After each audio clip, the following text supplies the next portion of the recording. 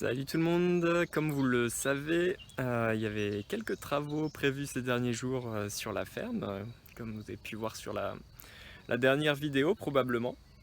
Voilà, donc là on est le samedi matin, je suis là pour le week-end et je voulais vous partager un petit peu le changement de paysage parce que c'est assez incroyable.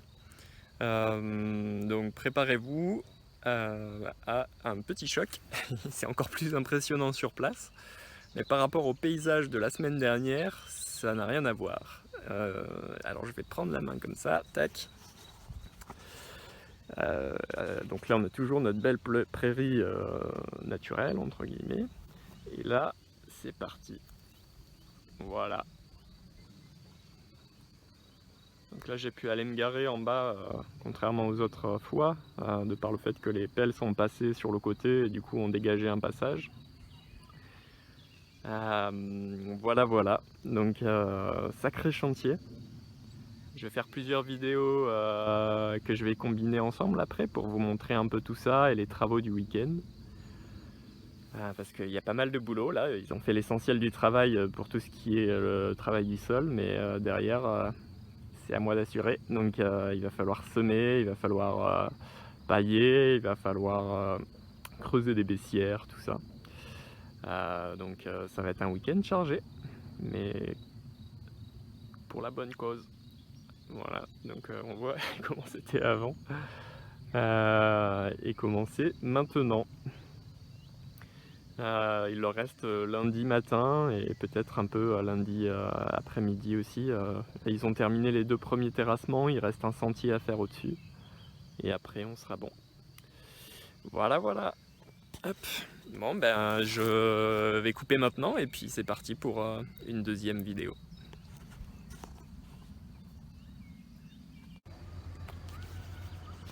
Ok, donc me voici à côté d'un des terrassements. On est sur la partie droite quand on est face aux cultures.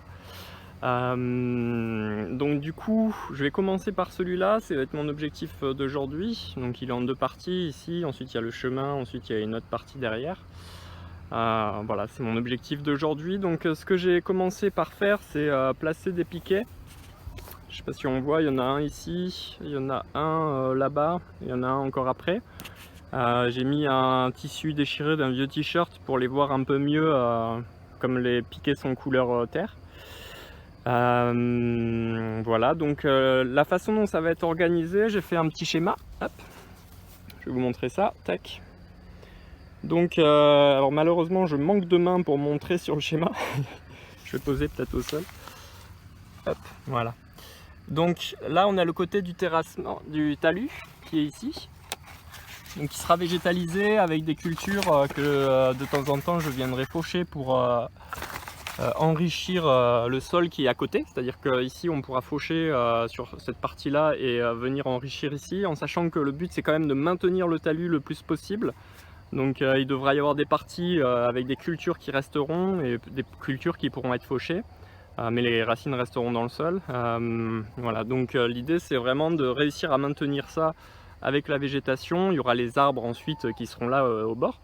Mais voilà, en attendant, il faut que la végétation pousse et avec le chevelu racinaire qu'elle vienne maintenir tout ce sol. Donc comme on voyait sur le schéma, on a 1 mètre ici. Voilà, ça correspond à ça par rapport au piquet. Là on a 1 mètre, donc il y a 50 cm qui seront dédiés au fait de faire un petit fossé qui permettra au final de drainer l'eau. L'eau qui ruisselle pourra être évacuée sur les côtés pour irriguer les parties les plus sèches. Ensuite, ici on aura donc un chemin qui fera tout le long et qui longera les cultures. Donc c'est ce qu'on voit ici, on a les 50 cm de fossé, 50 cm de chemin et ensuite les petits têtes de Lego là qu'on voit. C'est 1 mètre, c'est des planches de culture de légumes. Donc c'est des planches de 1 mètre avec 0,5 au final, c'est ce qu'on appelle le passe-pied, c'est pour circuler entre les planches. Donc on a 50 cm ici aussi. Et ensuite on arrive sur une petite baissière qui ne sera pas énorme, hein, mais 75 cm de large. Le but étant de créer un microclimat ici avec de l'humidité pour planter des plantes spécifiques qui aiment l'eau. notamment aussi aller mettre de la consoude. La consoude permettra au final, grâce à ses racines, d'aller chercher les minéraux très loin, d'être fauché dans cette partie-là, et pareil, apporter sur les planches ici. Donc c'est très avantageux d'avoir un microclimat un peu plus humide comme ça dans une cuvette. Et ça devrait créer, lors des fortes pluies, une petite rétention d'eau sur cette partie-là. Donc c'est vraiment très intéressant voilà, de stocker de l'eau, que ce soit par la présence de végétal, dans le végétal ou dans la terre, c'est super important. Et du coup cette eau, tout comme les minéraux, pourra être redistribuée dans le potager. Et ici du coup on aura les arbres fruitiers. Donc ça va être assez dense. Là on peut voir, ça correspond à la surface de tout ce qui est légumes. Et là-bas on aura la partie arbre fruitier qui va longer comme ça tout du long. Donc ça va être assez dense et voilà, mais par contre l'avantage quand c'est dense, c'est que on va pouvoir créer du lien entre les différents végétaux entre eux. S'ils sont trop loin, trop espacés, c'est plus compliqué. Là on va pouvoir jouer avec les interactions et faire en sorte qu'il y a un vrai écosystème qui se crée ici, avec des interactions entre les arbres qui vont projeter la lumière, perdre leurs feuilles, nourrir le potager qui va pouvoir se nourrir via les racines des arbres aussi, si j'arrive à permettre le développement des champignons dans le futur. Voilà, tout ce genre de choses. Donc là du coup je suis en train de placer les piquets, et ensuite je vais faire le petit fossé tout du long. Et puis je ferai une petite vidéo après pour vous montrer ça. Salut! Et voilà, après 2 heures de travail du coup, j'ai fait la baissière. Donc on a bien 75 cm de fossé ici, avec un plat pour pouvoir passer avec la brouette, et puis la butte sur laquelle seront placés les fruitiers. Du coup j'ai utilisé la pelle bêche là-bas. J'ai commencé par dessiner la baissière pour vous expliquer un peu le processus. Ensuite je suis venu d'un côté, donc hop, creuser comme ça, tac tac tac tout du long. Enfin j'ai fait la moitié, puis après j'ai fait de l'autre côté, et ensuite j'ai fait ce côté là.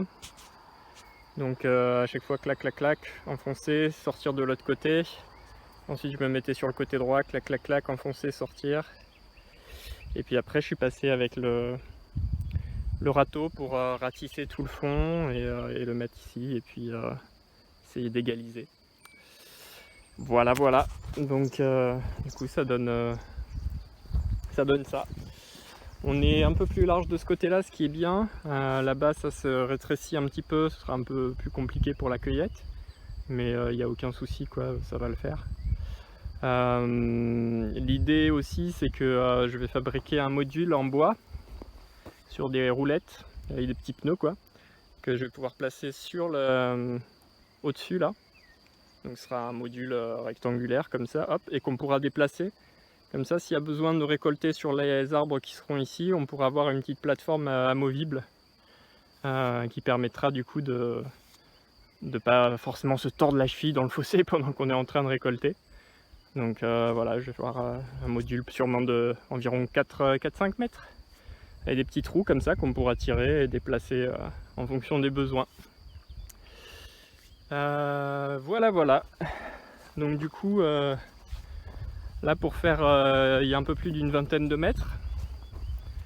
Donc pour faire cette distance là il m'aura fallu 2 heures. Donc voilà, si jamais vous avez à le faire chez vous, je vous recommande déjà de ne pas le faire dans un sol qui n'a pas été décompacté, parce que c'est du boulot.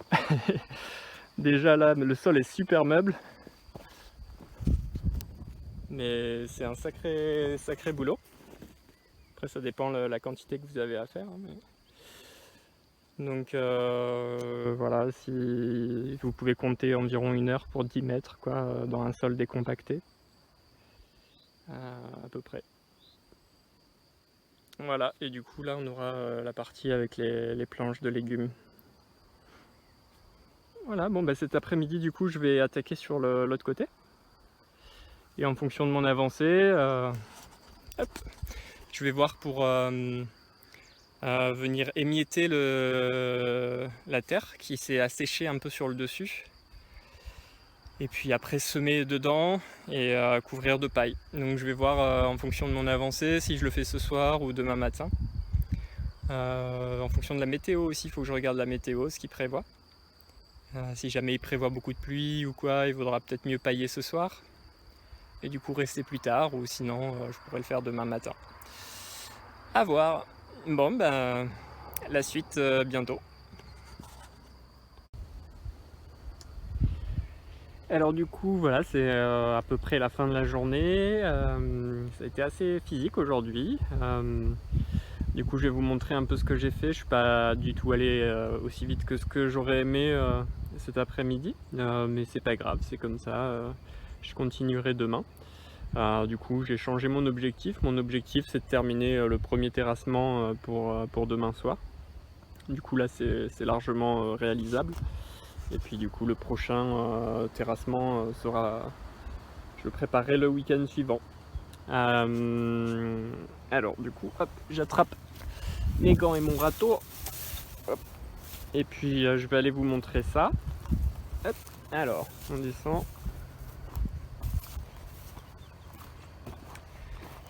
Donc du coup j'ai piqueté sur cette partie aussi.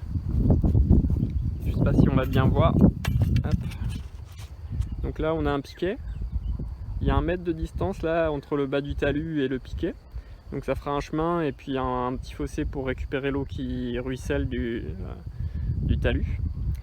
Il y a un autre piquet qui est par là-bas, mais je sais pas si on le voit sur la vidéo, et pareil au bout. Donc voilà, ça en fait jusqu'à ce piquet là. Donc tout ça là, tout ce que vous voyez là, c'est les parcelles de maraîchage. Voilà. Donc du coup, hop, entre les 2 piquets là, c'est où arrivent les baissières, enfin la baissière. Donc j'ai pas eu le temps de finir cette moitié là cet après-midi, parce que contrairement à la première, au premier terrassement, en fait il y avait beaucoup plus de végétation de ce côté du terrain, de par le fait que le sol est plus profond, plus riche, etc. Du coup, en fait il y a beaucoup de végétation dans le sol qui est entremêlée avec la terre, et du coup quand j'essaie de creuser c'est beaucoup plus compliqué de sortir la terre. Des fois la bêche ne s'enfonce pas parce que la végétation étant assez molle, elle plie et ça bloque la bêche. Donc du coup c'est beaucoup plus long sur ce côté là. Donc voilà, cet après-midi au final j'aurais fait que cette partie là, et que c'est déjà pas mal, hein. Il y a environ 11 mètres là. Donc toujours pareil comme ce matin, 75 cm de largeur. Et puis après je mets la butte sur le côté, et il y a de quoi circuler du coup avec la brouette à cet endroit là et à cet endroit là. Et contrairement à l'autre terrassement, on a un peu plus d'espace là sur le côté voilà, entre le bord de la butte et le bord du talus ici. Ce sera plus simple pour récolter comparé à celui qui est là-bas. Mais c'est pas très grave. Après je pourrais placer mes arbres aussi en fonction de ça, c'est-à-dire s'il y a des arbres qui ont moins besoin de passage ou de récolte et de venir avec des caisses, etc. Je pourrais les mettre du coup plutôt au fond là-bas sur l'autre terrassement. Je vais laisser ce râteau, ce sera plus simple de montrer avec les doigts. Voilà, donc là, hop, tout ça là, tout ce qu'on voit ici, ce sera les cultures en maraîchage. Et il y a le talus, donc voilà, l'idée ce sera vraiment de venir le végétaliser. J'aimerais bien aussi récolter l'eau qui ruisselle dans le chemin, avec un petit fossé, puis une sorte de canalisation, peut-être avec des tuiles ou quelque chose comme ça, pour ensuite pouvoir hop, la faire glisser tout du long cette eau, et puis la faire descendre par endroits pour irriguer par gravité avec l'eau de pluie. Donc c'est quelque chose que je mettrai en place sûrement après, il faut que j'y réfléchisse plus en détail. Mais voilà, il pourrait y avoir des points de collecte à ce niveau là. Et puis après hop, descendre de chaque côté.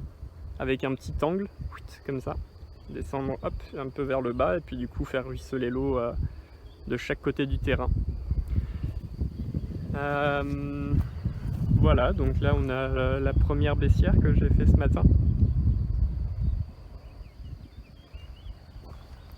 Et puis pareil, donc à peu près de ici à ici. Tout ça là, ce sera les planches de culture. Donc à chaque fois on a environ 22 mètres de long.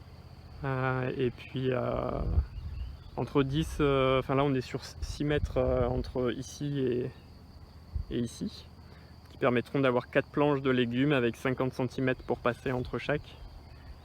Et du coup 4 planches aussi sur la longueur comme j'expliquais dans la dernière vidéo, enfin 2 planches ici et 2 planches derrière moi, qui font 10 mètres de long. Voilà, j'en profite, je vous fais faire un petit tour. Donc là on a les mini-pelles, les grosses mini-pelles. Et du coup, voilà, ici on aura pareil les cultures, les arbres fruitiers en haut, les arbres fruitiers ici, avec la baissière, donc il faudra faire aussi. Pareil de ce côté-là. Et puis au-dessus, ce sera un sentier du coup, qui sont en train de terrasser là en ce moment. Et voilà, ce sera tout pour les terrassements, le reste ce ne sera pas terrassé, à part pour les serres. Les serres, il y aura un terrassement, mais on va enlever la terre végétale sur certains chemins pour venir surélever là où il y aura les serres. Parce qu'il y a une canalisation de tout à l'égout qui passe pas loin. Et donc pour éviter tout problème, on va plutôt ajouter de la terre plutôt qu'en enlever sur cette partie-là. Voilà en gros les différents travaux. Donc ça avance bien. Il me tarde de voir tout ça avec de la végétation dessus. Donc le travail de demain, ce sera terminer le petit bout de baissière là-bas. Ensuite, il faudra émietter le sol pour que ce soit plus fin. Et ensuite, je viendrai semer la prairie fleurie diversifiée avec dedans, il y a du tournesol, il y a du sarrasin, il y a de la facélie, il y a plein de choses super. Ça va être magnifique si ça lève bien. Donc ça va être semer ça à la volée. Ensuite, plomber avec le râteau. Plomber, ça veut dire tasser avec le dos du râteau. Comme ça, l'idée c'est de maximiser autant que possible le contact entre la graine et le sol, parce que si la graine n'est pas suffisamment en contact avec le sol, elle va pas germer. Donc il lui faut de l'eau, de l'oxygène et un contact avec le sol à la graine pour que la levée soit optimale. Et en général il faut la semer environ 3 cm, 3 fois sa taille pardon. Donc si on a une graine qui fait 0,5 cm, voilà, on va faire 1,5 cm de terre par dessus. Voilà, donc il y a un gars qui passe avec son tracteur.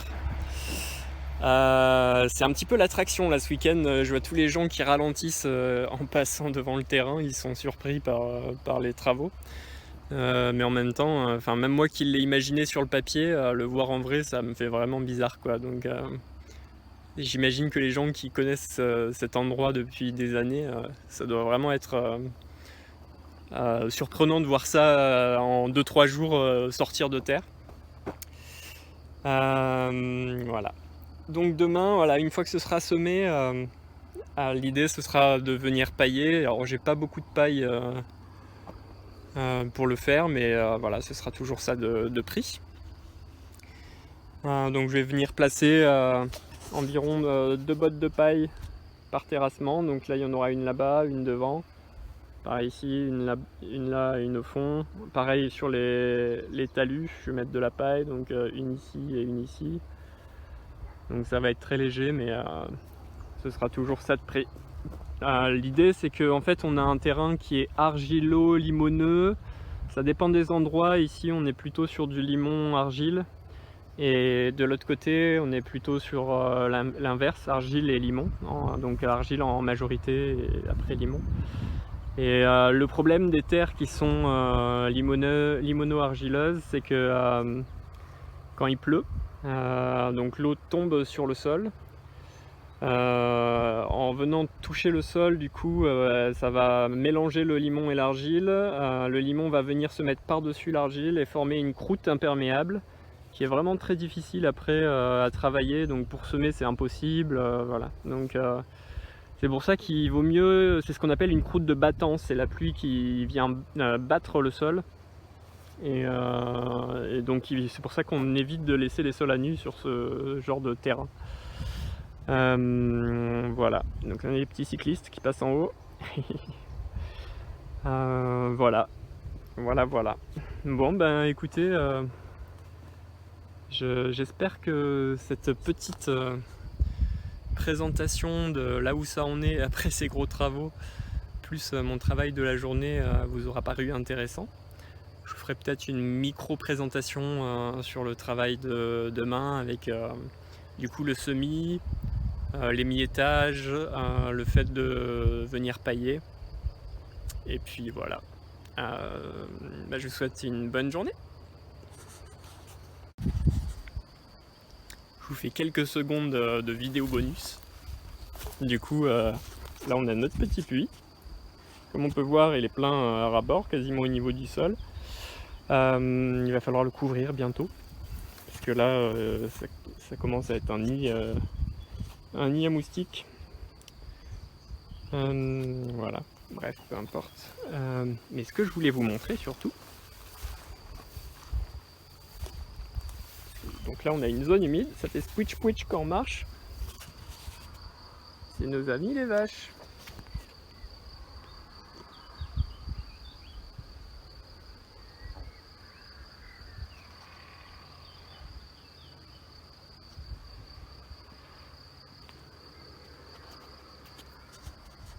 Trop belle.